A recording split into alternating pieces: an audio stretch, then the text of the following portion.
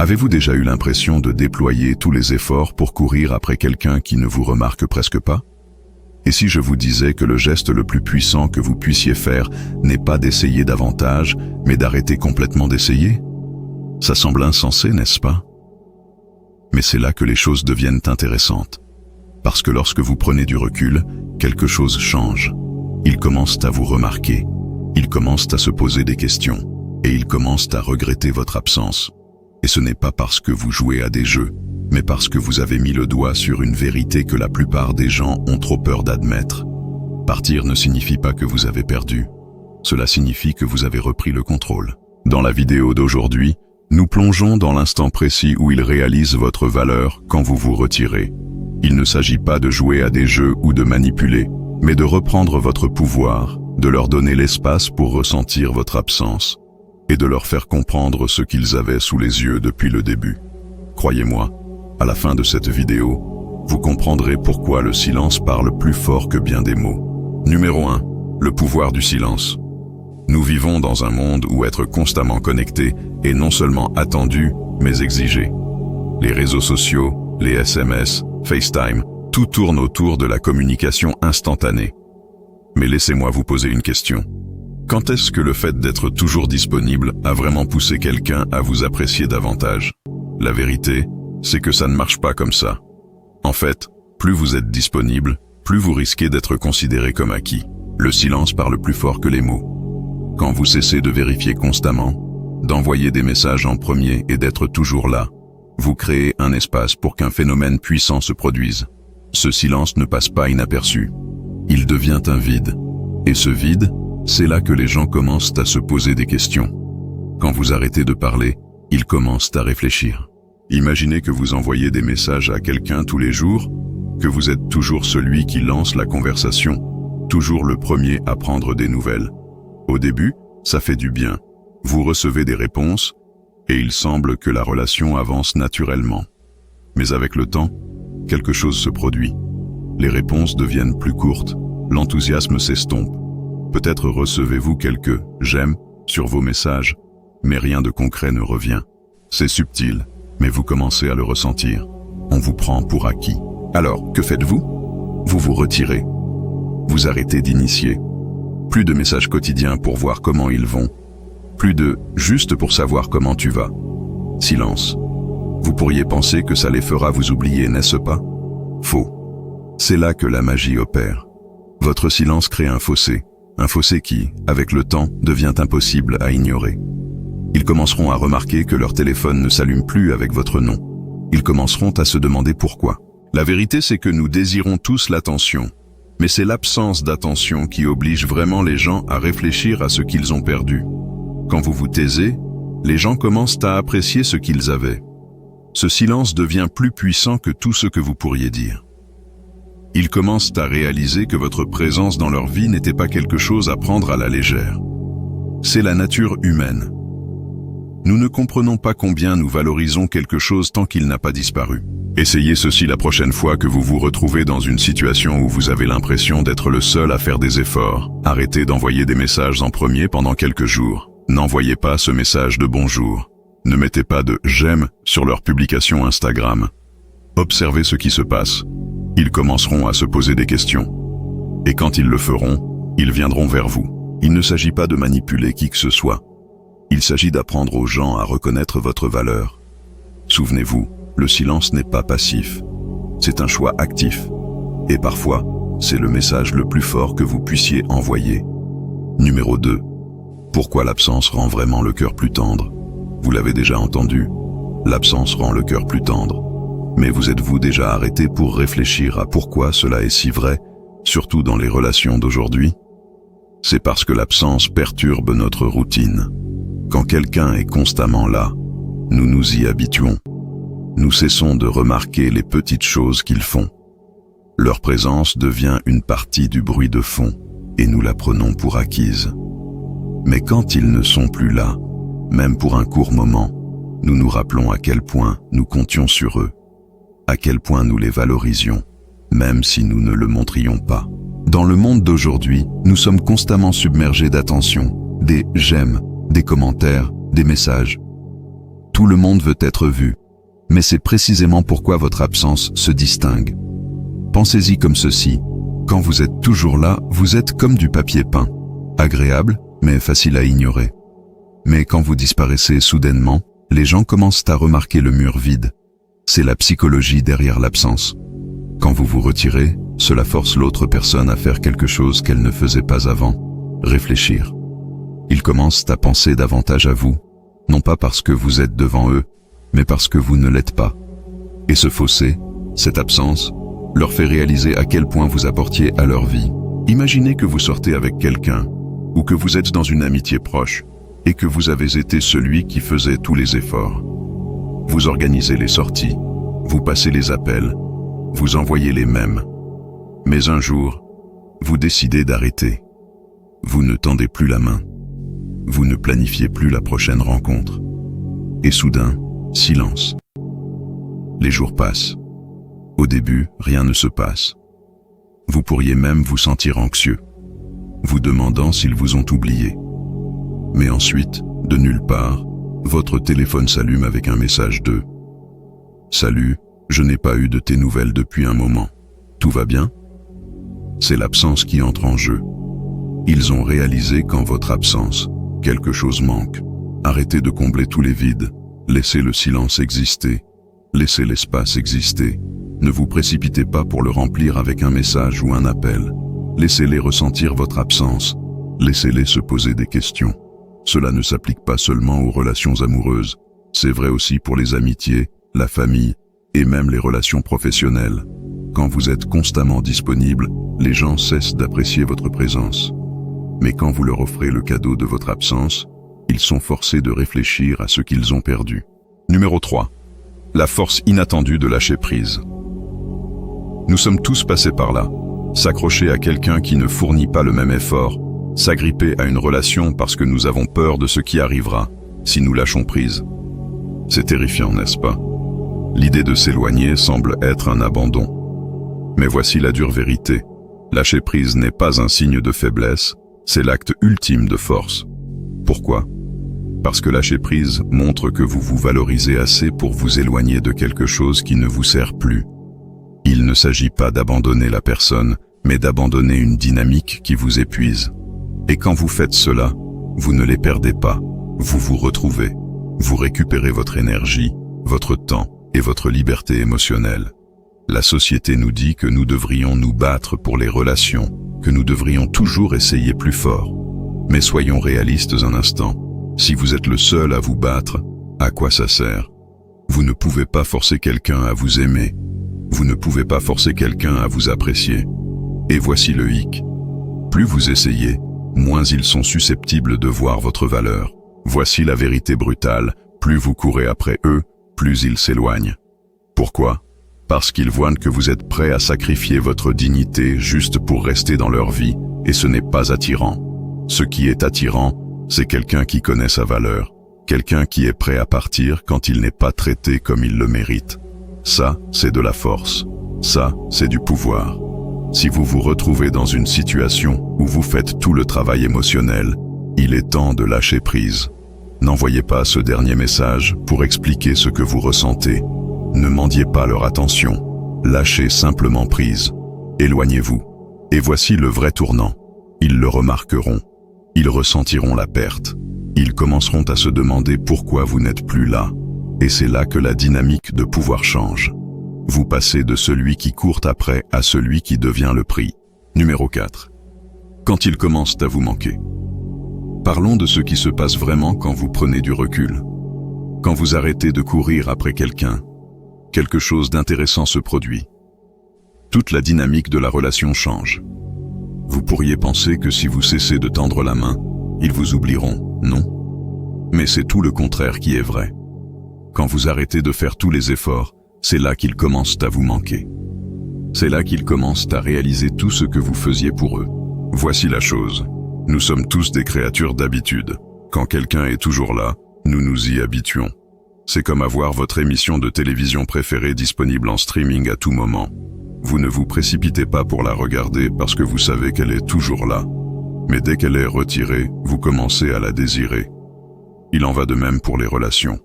Quand vous êtes toujours disponible, ils savent qu'ils peuvent vous avoir quand ils veulent. Mais dès que vous arrêtez, dès que vous vous retirez, ils commencent à ressentir cette absence.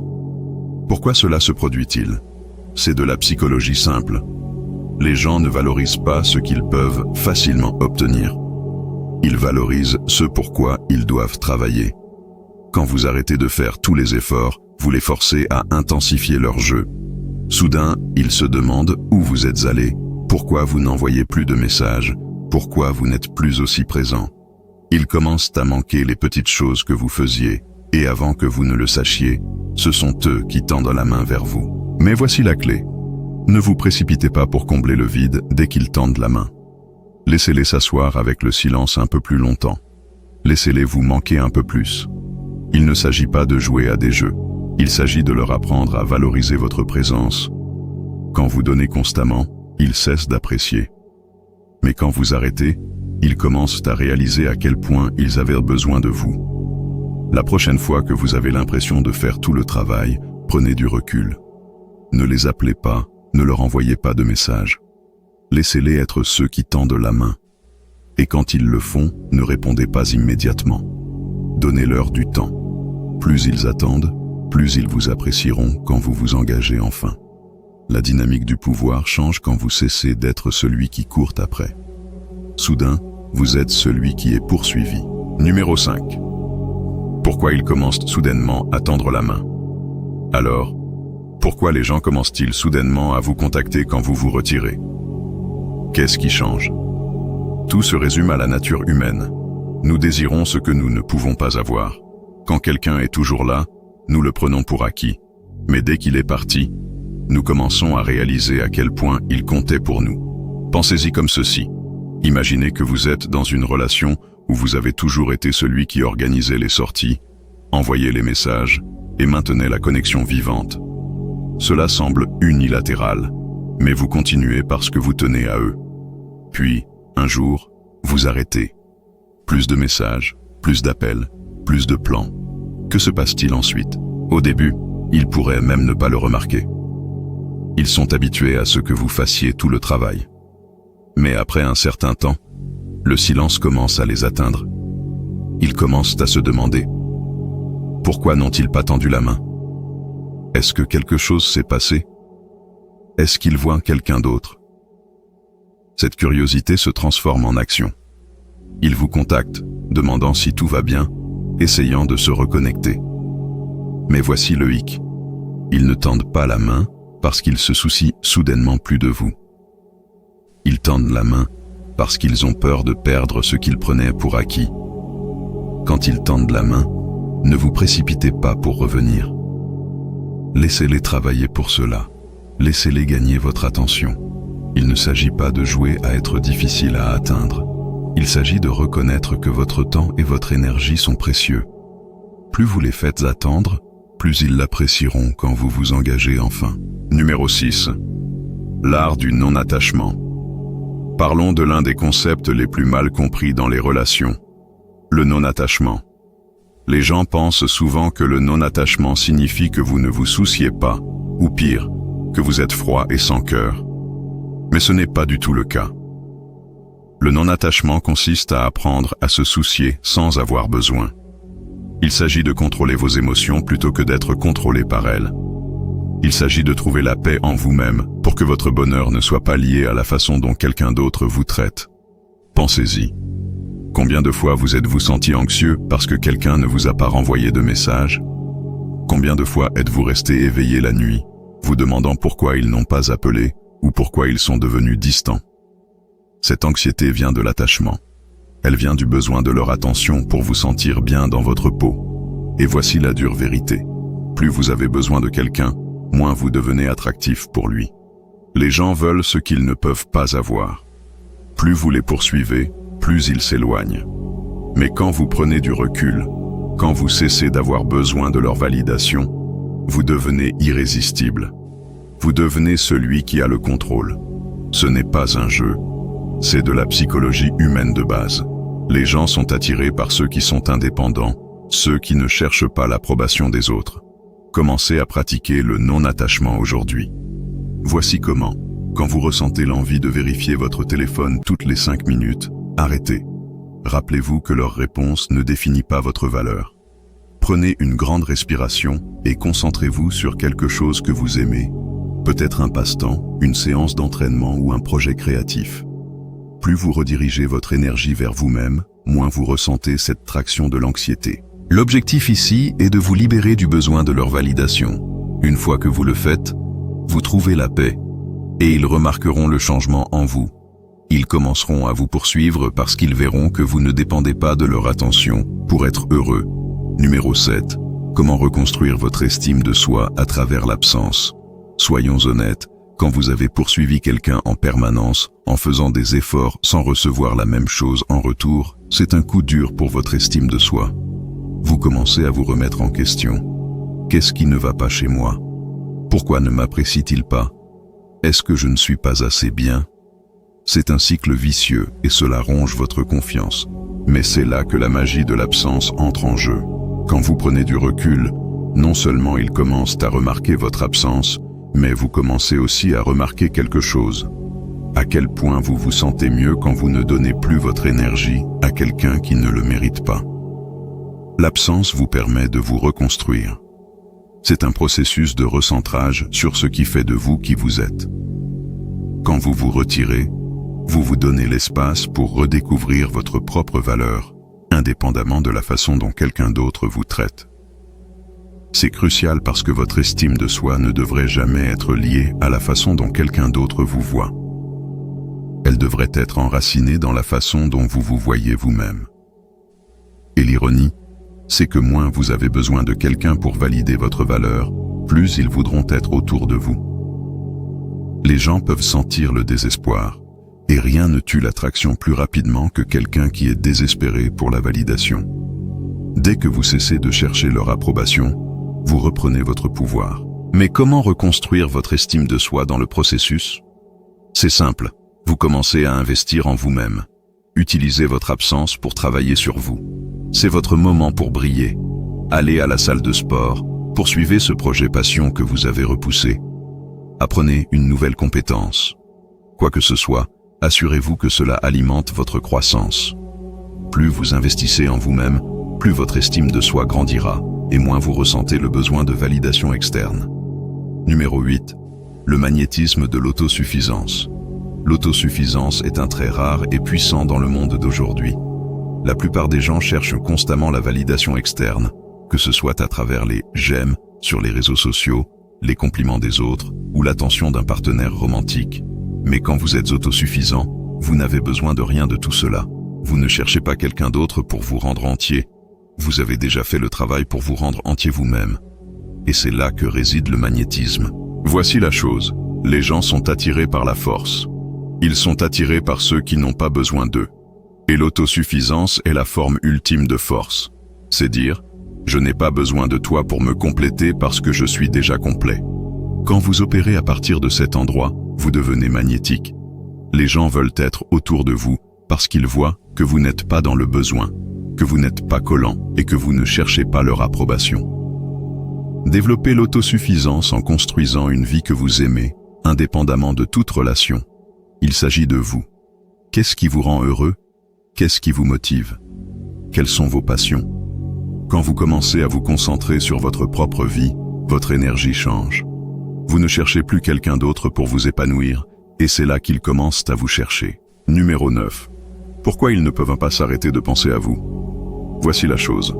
Quand vous êtes constamment disponible pour quelqu'un, ils n'ont pas l'espace pour penser à vous. Vous êtes toujours là, donc ils n'ont jamais l'occasion de se demander ce que serait la vie sans vous. Mais dès que vous prenez du recul, dès que vous vous taisez, tout change. Soudain, vous n'êtes plus juste une partie de leur routine quotidienne. Vous devenez un mystère. Et rien n'est plus attractif que le mystère. Quand vous vous retirez, leur esprit commence à s'emballer. Pourquoi ne m'envoient-ils pas de message? Est-ce que quelque chose s'est passé? Est-ce qu'ils voient quelqu'un d'autre? Est-ce qu'ils en ont fini avec moi? Ces pensées inondent leur esprit, et avant qu'ils ne le sachent, vous êtes tout ce à quoi ils peuvent penser. C'est la nature humaine. Nous désirons ce que nous ne pouvons pas avoir. Et quand vous vous rendez moins disponible, vous créez un sentiment de rareté qui les rend fous. Numéro 10. le moment où ils réalisent ce qu'ils ont perdu. Il y a un moment dans chaque relation où quelqu'un réalise ce qu'il a perdu. Cela ne se produit pas tout de suite. Cela se produit plus tard, après qu'ils ont eu le temps de s'asseoir avec votre absence. Et croyez-moi, quand cela les frappe, cela frappe fort. Ils commenceront à tout rejouer dans leur esprit. Les fois où vous étiez là pour eux, les choses que vous faisiez pour les faire se sentir spéciaux, la façon dont vous vous présentiez toujours quand ils avaient besoin de vous. Et ils réaliseront qu'ils ont tout pris pour acquis. Ils réaliseront qu'ils ont laissé quelqu'un d'incroyable leur glisser entre les doigts, et cela les rongera de l'intérieur. Numéro 11. La puissance du silence après le retrait. Une fois que vous avez pris du recul, la chose la plus puissante que vous puissiez faire est de rester silencieux. Le silence est une arme sous-estimée. Ce n'est pas seulement l'acte de vous retirer qui les fait réfléchir. C'est le vide que vous laissez derrière vous. Quand vous arrêtez de parler, d'envoyer des messages ou de donner des signes de vie, vous créez un espace que leur esprit ne peut s'empêcher de remplir. Ce silence devient assourdissant pour eux, et c'est là que la magie opère. Pensez-y, quand vous êtes toujours là, ils savent à quoi s'attendre. Ils savent que vous répondrez, que vous serez là pour eux, que vous ferez l'effort. Mais quand vous disparaissez et que vous ne brisez pas ce silence, ils commencent à paniquer. Ils se demandent ce que vous faites, avec qui vous êtes, et pourquoi vous ne ressentez pas le besoin de les contacter. Ce silence leur dit quelque chose de profond. Vous n'avez pas besoin d'eux, et cette idée les déstabilise. Le silence après le retrait n'est pas seulement une pause, c'est une déclaration. C'est vous qui dites « Je suis assez bien tout seul ». Et ce message résonne plus fort que n'importe quel mot que vous pourriez prononcer. Les gens ne savent pas comment gérer le silence, surtout quand ils sont habitués à ce que vous soyez toujours présent. Ça les déséquilibre, ça les force à affronter l'idée qu'ils pourraient ne plus faire partie de votre vie. Mais voici le secret, le silence ne fonctionne que si vous y tenez. Si vous craquez et envoyez un message après 2 jours, vous perdez tout le pouvoir que vous avez construit. Le silence doit durer assez longtemps pour qu'ils le ressentent vraiment. Laissez-les mijoter dans leurs pensées. Laissez-les se demander ce qui se passe. Plus vous restez silencieux, plus ils commencent à douter d'eux-mêmes. Ils se demandent s'ils vous ont poussé trop loin, s'ils vous ont perdu pour de bon. Et quand ils finissent par tendre la main, parce qu'ils le feront, ne vous précipitez pas pour répondre. Laissez ce silence perdurer juste un peu plus. Pourquoi ? Parce que chaque minute supplémentaire qu'ils passent à attendre renforce votre valeur à leurs yeux. Ils commencent à réaliser que vous n'êtes pas quelqu'un qu'ils peuvent prendre et laisser à leur guise. Votre silence leur apprend que votre temps et votre attention sont précieux, et s'ils veulent y accéder à nouveau, ils devront faire un effort. La prochaine fois que vous vous retirez, engagez-vous dans le silence total. Pas de messages, pas d'appels, pas de petites allusions sur les réseaux sociaux. Laissez-les ressentir toute la portée de votre absence. C'est dans ce silence qu'ils commenceront à comprendre ce qu'ils ont perdu. Et c'est dans ce silence que vous trouverez votre propre force. Numéro 12. Comment votre absence devient une leçon pour eux? Votre absence n'est pas juste un vide, c'est un miroir. Quand vous vous retirez, vous tenez un miroir devant eux, les forçant à voir leur propre comportement. Ils commencent à remarquer toutes les fois où ils vous ont pris pour acquis, toutes les fois où ils n'ont pas rendu l'appareil à vos efforts, toutes les fois où ils vous ont laissé faire tout le travail. Votre absence devient une leçon, et cette leçon est simple. On ne réalise la valeur de quelque chose que quand on le perd. Quand vous êtes toujours là, ils n'ont aucune raison de réfléchir à leurs actions. Ils se disent « Oh, il ou elle sera toujours là, peu importe ce que je fais. » Mais dès que vous disparaissez, cette certitude s'effondre. Ils sont obligés de se confronter à la réalité. Vous n'êtes pas une constante garantie dans leur vie. Et cette prise de conscience est un puissant professeur. Pensez à ça comme à une expérience. Quand vous arrêtez de donner, que font-ils? Est-ce qu'ils tendent la main? Est-ce qu'ils s'excusent? Est-ce qu'ils essaient de réparer les choses? Ou est-ce qu'ils restent silencieux, prouvant qu'ils n'ont jamais vraiment tenu à vous? Votre absence est un test, et leurs actions en réponse révèlent leur vrai visage. Vous leur apprenez, par votre retrait, que les relations demandent des efforts mutuels. Vous leur montrez que vous ne serez pas là éternellement s'ils ne commencent pas à vous valoriser. Mais cette leçon ne concerne pas seulement eux, elle vous concerne aussi. En vous retirant, vous apprenez quelque chose de crucial, qui mérite vraiment votre temps et votre énergie. Ceux qui ne font rien quand vous partez, ce sont ceux que vous devriez laisser derrière vous pour de bon. Mais ceux qui reviennent, qui font un effort, qui montrent qu'ils regrettent leur comportement, ce sont ceux qui pourraient mériter une seconde chance, mais seulement s'ils prouvent qu'ils ont vraiment appris la leçon. Votre absence n'est pas une punition, c'est une opportunité pour eux de grandir, de réfléchir et de changer. Et si ça ne les change pas, alors c'est une opportunité pour vous de passer à autre chose et de trouver des gens qui vous traiteront comme vous le méritez. Alors, la prochaine fois que vous vous retirez, ne le voyez pas comme une perte. Voyez-le comme une salle de classe. Vous êtes le professeur, et votre absence est le programme. Numéro 13. Quand revenir et quand laisser tomber pour de bon. Prendre du recul est puissant, mais il arrive un moment où vous devez décider. Est-ce que je reviens ou est-ce que je m'en vais pour de bon? C'est une question difficile, mais elle est essentielle. Votre absence a créé un changement, et maintenant, leurs actions vous donnent les réponses dont vous avez besoin pour choisir votre prochaine étape. D'abord, regardez comment ils réagissent à votre retrait. S'ils reviennent vers vous avec un réel effort, pas juste un message vague du style « Salut, comment vas-tu ?», mais un vrai signe qu'ils veulent réparer les choses, alors il pourrait valoir la peine de considérer un retour. Mais attention, ne vous contentez pas de miettes. S'ils reviennent, ils doivent te montrer qu'ils ont compris votre valeur. Ils doivent prouver qu'ils sont prêts à investir autant que vous l'avez fait. S'ils ne font que tendre la main par habitude ou par peur de vous perdre sans vraiment changer, alors ce n'est pas assez. Ensuite, posez-vous cette question.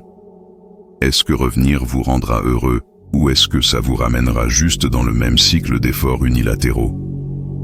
Votre absence vous a donné de la clarté. Vous avez vu comment vous vous sentez sans eux, et peut-être que vous avez réalisé que vous êtes mieux tout seul. Si retourner vers eux signifie sacrifier votre paix intérieure ou votre estime de soi, alors il est temps de partir pour de bon. Votre bonheur ne devrait jamais dépendre de quelqu'un qui ne peut pas vous rendre l'appareil. Mais si vous décidez de revenir, faites-le avec des limites claires. Votre absence leur a appris une leçon, mais maintenant, vous devez leur montrer que les règles ont changé. Vous n'êtes plus celui qui fait tout le travail. Vous ne serez plus là à chaque fois qu'ils claquent des doigts. S'ils veulent que vous restiez, ils devront respecter votre valeur et contribuer autant que vous.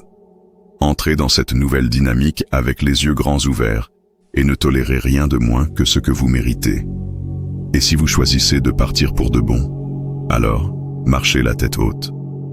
Votre absence leur a montré ce qu'ils ont perdu, mais plus important encore, elle vous a montré ce que vous gagnez en vous éloignant. Votre liberté, votre force et la chance de construire une vie avec des gens qui vous apprécient vraiment. Parfois, la décision la plus puissante n'est pas de revenir, mais de continuer à avancer. Numéro 14. Comment faire de votre retour une force plus grande que votre absence? Si vous décidez de revenir après vous être retiré, ne revenez pas en silence. Revenez avec une présence qui ne peut être ignorée. Votre absence leur a appris à vous regretter.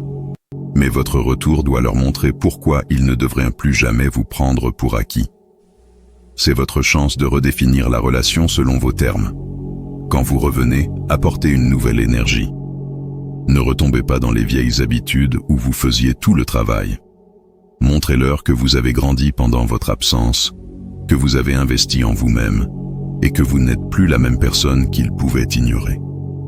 Peut-être que vous avez repris confiance en vous, peut-être que vous avez poursuivi vos passions, ou peut-être que vous avez simplement appris à vous valoriser davantage.